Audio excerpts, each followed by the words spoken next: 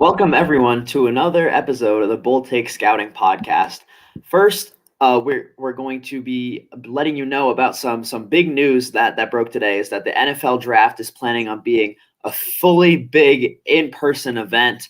March 29th is the date that Ohio residents, all adults, are eligible to receive the COVID vaccine. So they anticipate most people in attendance to have the vaccine and thus deem it safe to really make it almost like a normal draft. So what are your initial thoughts on that? I mean, that's just great news. I know the NFL did everything they could with the draft last year when it went, all virtual, and it was weird. It wasn't the same kind of draft thrill, I think, of, seeing all the players in the green room, having them walk across the stage. I don't think they'll be shaking Roger Goodell's hand, but it will still bring somewhat normalcy back to the NFL draft. So that's just great to hear. I love seeing the players' faces in the green room, whether they're stuck there or, maybe they're surprised that they got picked. So it's just great news all around. I totally agree. I'm really looking forward to it. And that is really almost a month away. So today's episode, we're going to be breaking down some of the recent rumors and reports that we've heard from insiders around the NFL draft media. And so do you want to start off with a really interesting report from Adam Schefter a few days ago? Yeah, so, Schefter came out and he said that, lock it in. 4 QBs will be going in the top 6 or 7 picks. And that's just – I think there was an idea that could happen. But, with Schefter saying it and not just saying it nonchalantly, he said, lock it in, take it to the bank. 4 QBs will go in the top 6 or 7 picks. And that, to me, that's just 4 QBs in the top 6 or 7 picks is a lot. But, it really shows you the importance of the quarterback position. Yeah, I almost struggle to wrap my head around this rumor because I think that we were really looking at, so first of all, Trevor Lawrence to the Jags. You can already write that in. Everything points to Zach Wilson going at number 2 to the Jets. Then Miami at 3. People are really thinking wide receiver. For the Falcons, it's really looking like they're going to be picking a quarterback, maybe Justin Fields or maybe Trey Lance. We know that Tony Pauline from Pro Football Network said that they are probably going to be taking a quarterback at number 4. But then at number 5, we know the Bengals are not taking a quarterback. And then at 6, that I guess that's really where we were scratching our heads because that's the Eagles picking at 6. And we thought when they traded away Carson Wentz, all right, they're probably going to bring in competition. They might pick somebody at 6th overall. But recent reports have said that Jeffrey Lurie has really urged the coaching staff to not bring in competition and to really dedicate this offseason to developing Jalen Hurts. So I kind of in the past couple of weeks wrote them off for a quarterback. And now we're hearing that there's going to be 4 in the top 6 or 7. And I don't think Detroit's going to be taking one at 7. So do you think that the 4th one, assuming quarterbacks go 1, 2, and 4, do you think the 4th one is going to be the Eagles or maybe a team like the Panthers trading up into this top 6 or 7? Because that's an option too. Well, so I'm glad you brought that up about a team possibly trading up. A report that I saw probably a little over a week ago from Benjamin Albright, who, as we know, and I don't know if everyone else knows, he's a very reliable reporter. If you look at the mock drafts, a few websites have lists of mock draft accuracy, and Albright was 2nd last year, and he was like 6th or 7th the year before. So he's accurate. He has great rumors. If you just look at his history with the Broncos, he basically listed out what they were going to do in free agency. So I'm just saying all that to show you, he's reliable. Check his Twitter. It's really great. So on the 12th, actually, he said that he thinks the team will have to trade up to pick 3 to take Trey Lance. So pick 3 obviously would be the Dolphins pick.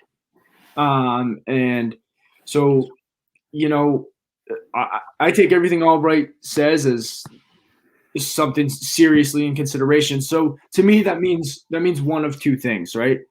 That means 1, Trey Lance is really high on everyone's board, higher than the media might think.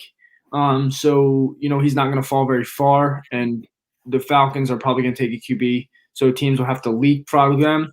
So to me, that means the Falcons like Trey Lance, and if Lance is there at 4, the Falcons will take him. So to me, that means Lance's 4 might be pick 4 with the Falcons, which is kind of crazy. knowing that he sat out, he played one game, and that was his worst game of his college career, and I don't really count that too much, but NFL teams do. So that was really interesting report for me. Yeah, I really think that we got to start thinking about the potential of Trey Lance going fourth overall to the Falcons because, first of all, the situation. Everyone really knows that Trey Lance is he's a 1-year FCS starter. He really needs to sit a full year to develop. They have Matt Ryan, so for them, they might not be as a general consensus. We might be knocking down Trey Lance because okay, he needs to sit a year. When you're Atlanta and your quarterback is Matt Ryan and he's going to be the starter in 2020, you can cast away the fact that Trey Lance really can't be rushed in because you won't be rushing him in anyway. And then I want to bring up a couple reports from Daniel Jeremiah. Well, the first one is not really a report. I know in his mock drafts, he's been slotting in Trey Lance at number 4 to the Falcons. And Jeremiah is a very reliable reporter. So even if it's just a mock draft, when I see that, I mean, I do take attention. And then he also said recently that the Patriots are thinking about are really high on Justin Fields. And if you were to slip into the latter portion of the top 10, they might make a move up. And we can talk about that one separately later, but it might also be a little hint that Trey Lance might be going ahead of Justin Fields. So I think there's a lot of, if you really connect the dots, there's some potential for Trey Lance to actually go fourth overall to the Falcons ahead of Justin Fields. And then if that were to happen, what do you think the Eagles would do if they've got either Trey Lance or Justin Fields? What are you sensing from the reports we've seen, and especially the recent reports saying that Jeffrey Lurie, the owner, has urged them to stick with Jalen Hurts? What are you sensing on what the Eagles might be doing?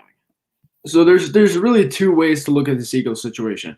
All the insiders, all the reporters have been saying Eagles are really interested in the quarterback.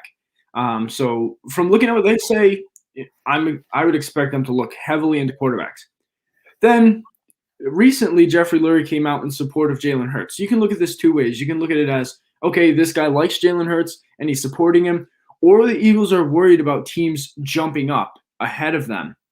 So you get your own route there, talking support for your starting quarterback. That might make teams calm down a little and say, okay, maybe we don't necessarily have to leapfrog the Eagles because they're not going to go quarterback. There's no way to know what's going on. To me, I personally am going to go with the latter, with they're trying to hide the fact that they are interested in a quarterback.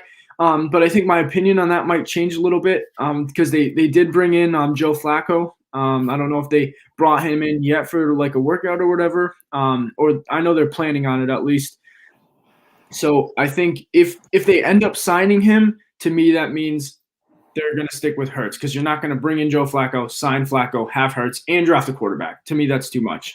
Yeah, honestly, people might not really be thinking too hard about bringing in Joe Flacco for a visit if they were to sign him. But I would be surprised if they were to bring in an extra quarterback, like a veteran like Joe Flacco, and then go draft one. So that could be confirmation of that plan that there's been rumors of, that they aren't planning to go on a QB number 6. So, and honestly, there's been so much talk about the Panthers trading up. I know Jason LaCanfora said that they were going to try hard to trade up into the top 3, and Miami could definitely be a trade partner to move down. We know they love to acquire picks, so it's difficult to tell if Schefter's report means the Eagles are going to be drafting that 4th quarterback, or if the Panthers are going to be moving up, because we also know the Panthers love Justin Fields. I know Jordan Rodriguez, one of their beat reporters, said that. So there is a scenario even where it's Lawrence 1, Wilson 2, the Panthers move up to 3, draft Fields, and if Atlanta's guy is Lance, they would be okay with that,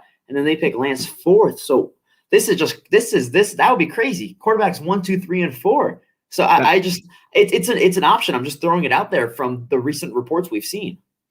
Yeah, I think if I were to bet on a team to move up in the draft, it would be the Panthers. I mean, they seem to be all in on acquiring a quarterback.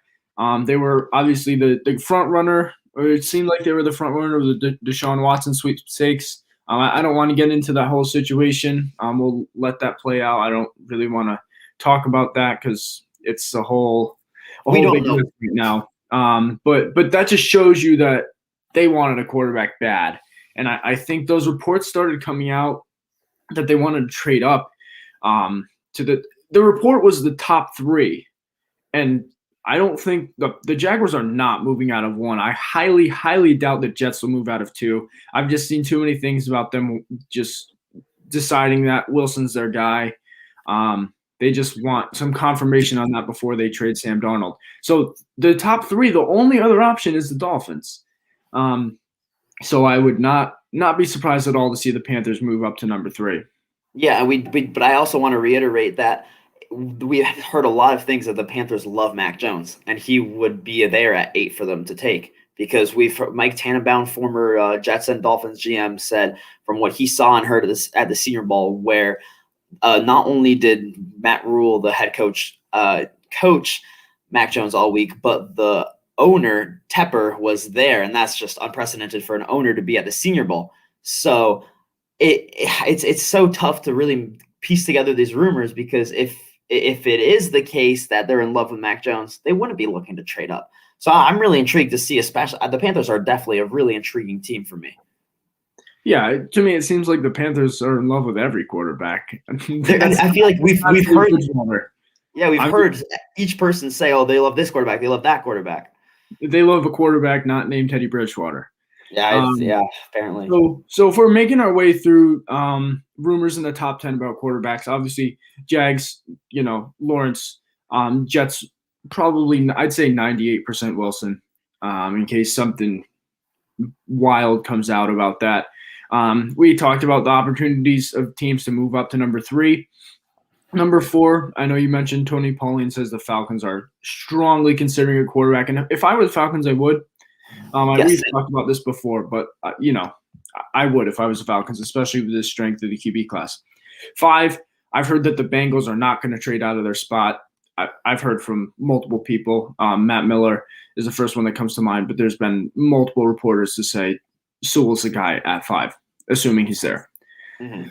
6 with the Eagles, we discussed that.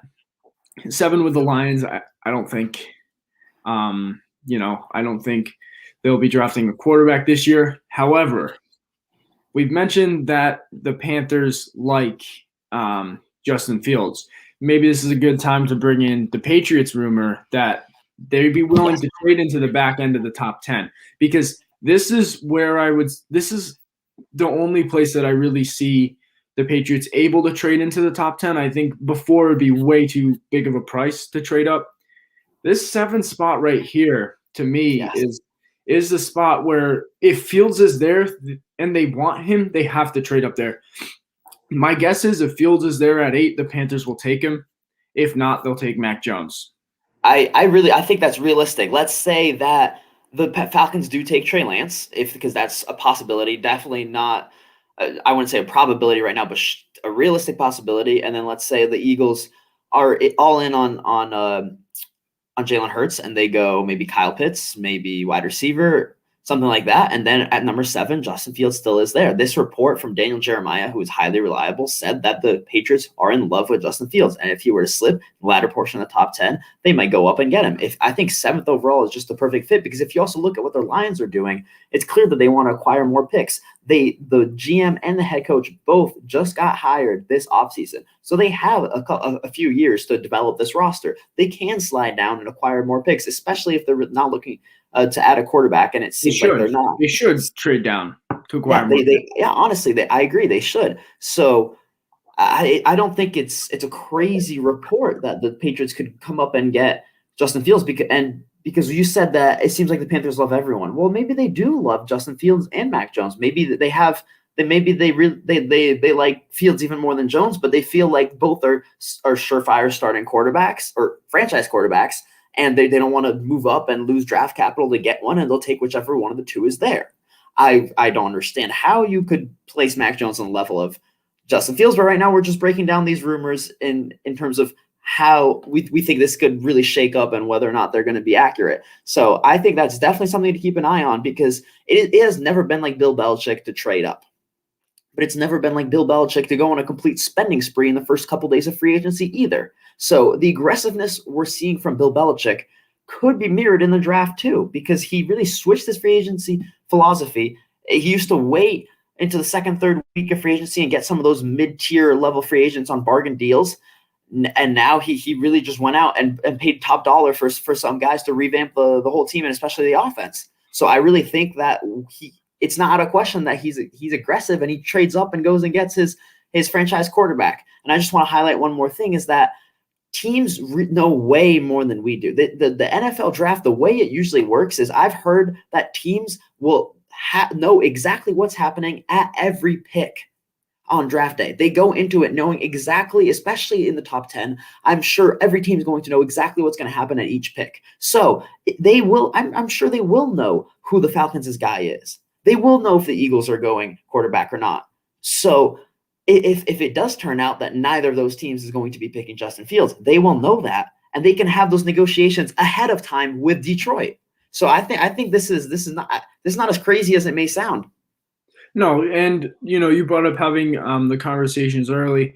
I remember a story from Mike Tannenbaum talking about when the Jets traded up for Darrelle Revis in 2007. He said he had the negotiations going on for the few days before the draft, and they had the deal all in place. They said, I want to say they traded up to, I don't know, 7th or 8th. I can't remember. I know it was a trade with the Panthers. And they said, all right, we've shaken on the deal. If Revis is available at your pick, we're doing the trade. So I would say about probably 98% of the trades that are made in the NFL draft in the first round or the first half of the first round, those are all predetermined. That's not a draft day thing.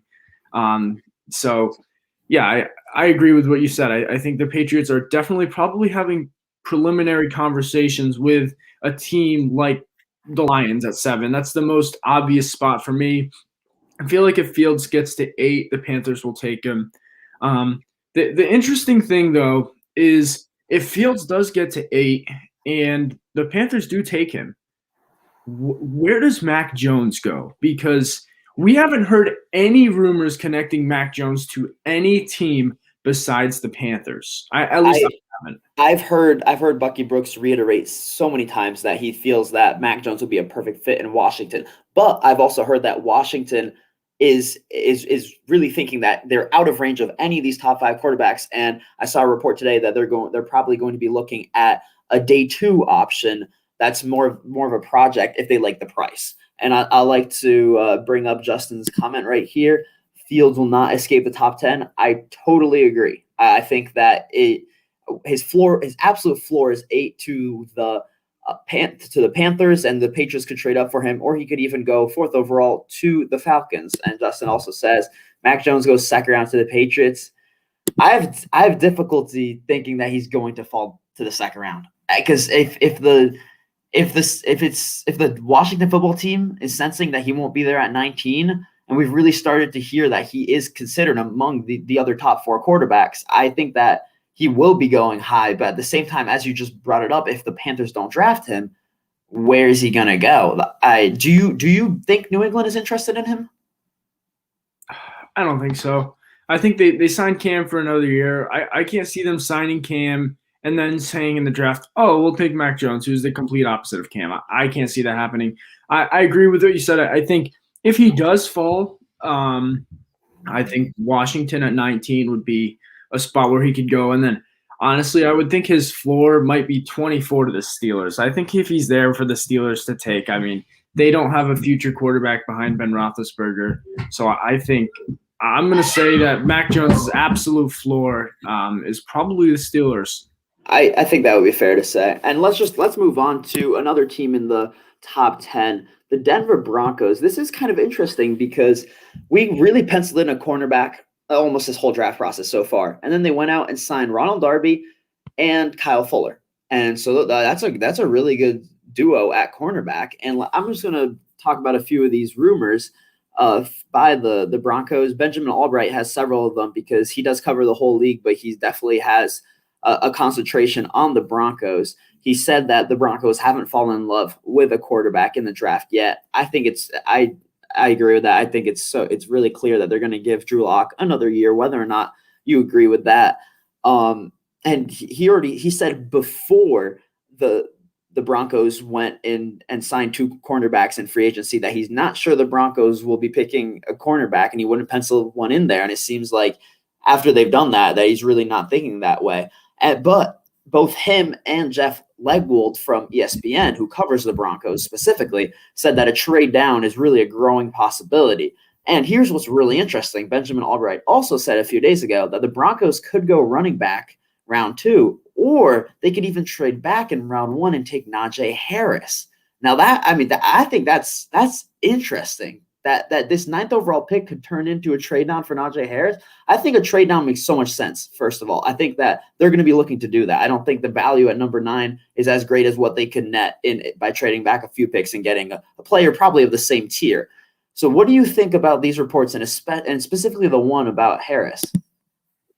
Well, so the one about Harris, or going running back in general, either trading back and getting Harris or going running back in round 2, makes a lot of sense. Especially after they rescinded the tender they put on Philip Lindsay. So he's now a free agent. I think when I saw that, I was surprised. I'm like, who do they have a running back besides Melvin Gordon, who I would say was average last year? Well, Royce Freeman is the backup now. For now. Okay, but I mean, I wouldn't trust Royce Freeman. I agree. So I think there's some solid running backs in round 2. And I think, Harris is a great option. And I might think about taking him at 9, but I know that just won't happen in today's NFL. And I understand that. I just don't know who they would trade back with at 9. I feel like 9's kind of a weird spot because it's right after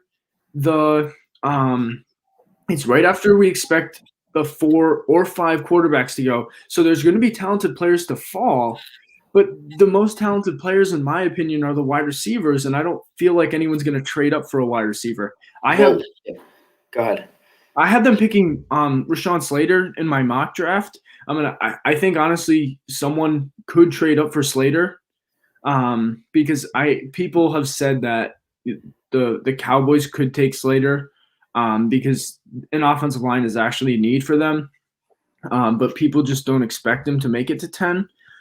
So that's interesting, but I don't know. I don't see a clear-cut possibility for them to trade back. Yeah, I think that it would be a similar trade to when the Bucks and the Bears flipped spots several years back.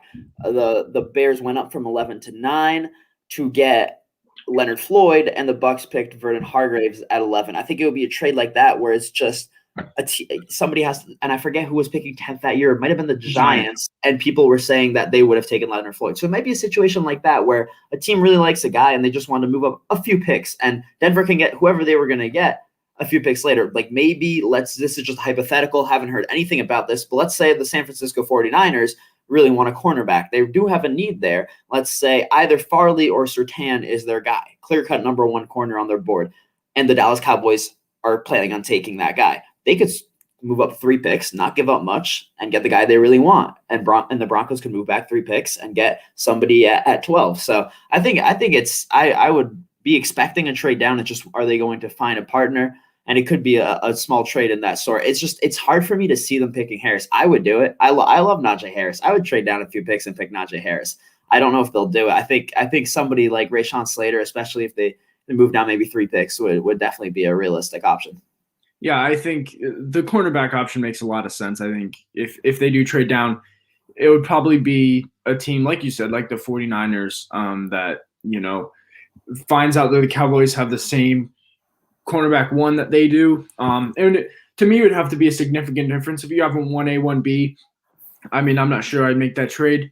But it is only 3 spots, so you're not really giving up much. So if they really feel strongly about their cornerback 1 and they want to leapfrog the Cowboys, then that would make a lot of sense. But I don't really see many other options for trading up. Right now, we're still over a month away from the draft, so a lot of things can change. Absolutely. And Justin just said Bateman is the biggest sleeper at wide receiver. He might end up being the best.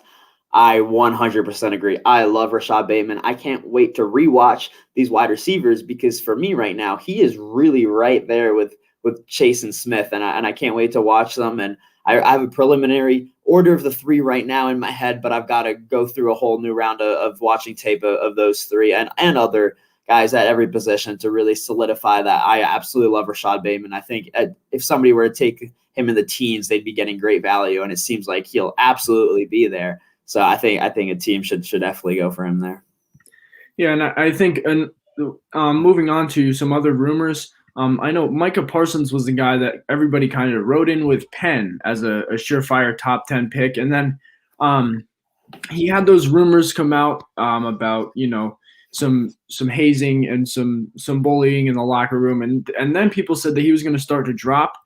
There have been a few rumors that come out in support of him still going top 10. I know that Daniel Jeremiah said that he could be an option at 7 for the Lions if they don't go wide receiver. And I know some other people have said that Parsons should be almost a lock for the top 10. Who said that? I don't have it off the top of my head. I just know that Daniel Jeremiah said that he should be going top 10 and the Lions are an option. And I know someone else said it. I can't remember who said it off the top of my head. Well, let's say the Lions are comfortable with the character issues that he's been said to possess. I think that would make even more sense for them to trade down then, because even if they think he has the talent to go 7th overall, which he does, if they're comfortable with the character, they with so many teams taking him off their board, they could trade back into the teens and still get him. So maybe that would strengthen even more this potential Patriots Lions trade that we've hypothesized about. Yeah, I think Parsons would be available at 15. I mean, I know Daniel Jeremiah said he should go top 10. Other than the Lions, I don't see a spot for him. Yeah, I agree. I mean, what about maybe Dallas? Were the Broncos said to take him off their board? Were they one of those took teams? him off their board? Yeah, that's what I thought. Patriots were one of them too. Well, people in Dallas have been calling for maybe a replacement for Van Der Esch or Jalen Smith. So I mean, that could be an option. And the Dallas has been known to deal with players with character issues in the past. So I could see that happening. I could see that happening. I think it's probably either cornerback or Micah Parsons or offensive line. Offensive line. It's one of those three. That's possible. So I think another interesting rumor that Tony Pauline brought up was that some teams have J.C. Horn over Patrick Surtain on their cornerback board, and I think he said that at least one team had him as their cornerback 1, which to me is just doesn't really make any sense. I think Surtain and Farley are head and shoulders above Horn as a player, but I think to me that really shows that there's no. Obviously, we don't have a consensus on our cornerback 1, but around the league, I think people might say it's between Surtain and Farley, but Horn is definitely in that mix too. So I wouldn't be surprised seeing either one of those 3 cornerbacks be the first cornerback taken. Yeah, it just takes one team that has Horn as the first guy on their cornerback chart to take him. I think it's some people love Horn and some people do have him as their cornerback 1. So I don't think it's likely because I still think more teams are going to have Farley or Surtain, but it's certainly possible that Horn is the cornerback 1 on some boards, and that team ends up taking him before any other cornerbacks are taken. I would say it's still unlikely. Yeah, Charlie Campbell too mentioned that Surtain has a wide range on people's boards too, and I don't see it in his game. I think he's really really solid. I think he's a top 16 pick. I would say in the draft, and I mean, sometimes I think I not know more than NFL teams, but sometimes I think that they can look into things too much. You mentioned this when we had our conversation about Farley and Surtain. It just, he's a great player. Sometimes I just think people overthink it. Yeah, make sure to go to our last Q&A session and check out our almost debate between Farley and Surtain. I have Surtain as my CB1. You have Farley. We both love both of them though, but there's definitely some over-analysis, I would say, of Patrick Surtain that leads people to pick him apart when he's just a really good prospect. And I mean, I think we've hit on all of the major interesting draft rumors recently. There's one more I want to touch on quickly. Yeah, so this has regards to the edge rushers. So a lot of people don't think that the edge rushers will be taken very high. So Albert Breer mentioned that Kwity Paye could be the first of the edge guys to go in the top 15. And then I remember Charlie Campbell said that Gregory Rousseau was the most overrated prospect in the media eyes. However, Daniel Jeremiah said that he thinks Rousseau will go top 15. So that was really, really interesting to me to see Charlie Campbell, who's been very reliable with rumors in the past, say that most teams are listing him as the most overrated prospect. Then you have Daniel Jeremiah, who's obviously very well connected and hits on a lot of rumors himself, saying that he thinks Rousseau will go top 15. Yeah, I think it's because maybe Charlie Campbell talked to different teams. Yeah, he talked to 6-team sources who really aren't big fans of Rousseau, and Daniel Jeremiah talked to other teams who really like Rousseau. I know Jeremiah and Bucky Brooks have drawn a fit between Rousseau and the Giants at 11. I mean, they've really hammered that one. I just think that there might be somebody on the board available, maybe Devontae Smith, that would be a better value for them. It will be interesting to see how the edge rusher class falls together, because it's going to be impossible to predict. It's all up to each team's board. Each team's board is going to look different from the rest of the leagues, and there's really no way to predict the order. I think you just have to keep your eye out for any rumor connecting a specific one of them to a specific team. What do you think about Pitts to the Giants at 11? Because I know Kuiper said that Pitts' floor was probably 11 to the Giants. This was before free agency, however, and they went and signed Kyle Rudolph. I don't think Kyle Rudolph by himself should change the Giants' mind on drafting Pitts or not. But then they also went out and signed Kenny Golladay. So they signed 2 pass catchers in free agency. So to me, where does Pitts fall now, if not the Giants at 11? Because I don't think he'll be there. I don't think I think I think they're in love with him, and that's why Mel Kiper said that, and that could still very well be true. But I think they made those moves in free agency because they don't expect him to be there. I think that he could go 6 to the Eagles, or he could go 7 to the Lions. That's where I have him 7 in my mock draft. But I mean, it's a mock draft, so I'm just hypothetically, you're probably right. They probably don't expect him to be there at 11. Yeah, and just one last thing. What do you think they will be doing at 11 now that they did sign Kenny Golladay and they signed Kyle Rudolph? If Devontae Smith is there, do you think they're taking him? I don't think they go wide receiver in the first round. And I made that in my mock draft. I made this. There were some rumblings about them signing Kenny Golladay when I put it up. And I expected them to sign Golladay, and I have them drafting Pay. And I got a little blowback from that because they just signed Leonard Williams. I don't think there's anyone else really on that defensive line besides Leonard Williams that's really good. And I still think Leonard Williams isn't a true edge rusher. And I think Pay would fit more of an edge rusher role. He's not the kind of edge rusher that Jalen Phillips is, but he's still more of an edge rusher than Leonard Williams. So I could see maybe a pass rusher there at 11, or an offensive lineman. It's kind of a Dave Gettleman thing to do.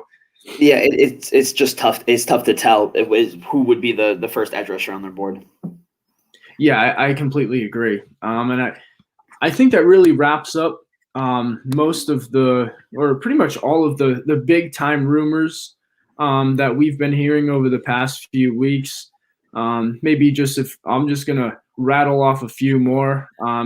Crete Humphrey to the Jets, that was a connection made by Tony Pauling, and maybe we could see that in the second round.